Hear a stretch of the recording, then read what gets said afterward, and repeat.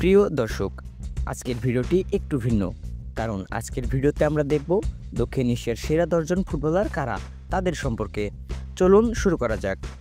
১০ নম্বর, হামজা মোহাম্মদ, দেশ মালদ্বীপ, market value ১,২৫,০০০ euro, club Maziya sports and recreation.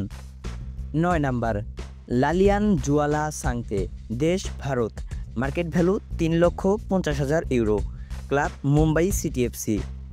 ৮ নম্বর, লালেং মাউইয়া আপুইয়া, দেশ ভারত, মার্কেট ভ্যালু ৩,৫০,০০০ euro, club Mohun Bagan super giant.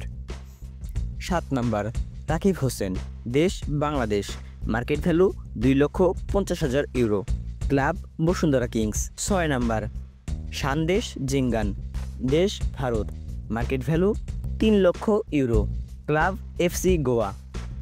৫ নম্বর, ক্লাউদিও কামারকনেক্ট, দেশ শ্রীলঙ্কা, মার্কেট ভ্যালু ৪,০০,০০০ ইউরো, ক্লাব ডাইনামো ড্রিসডেন।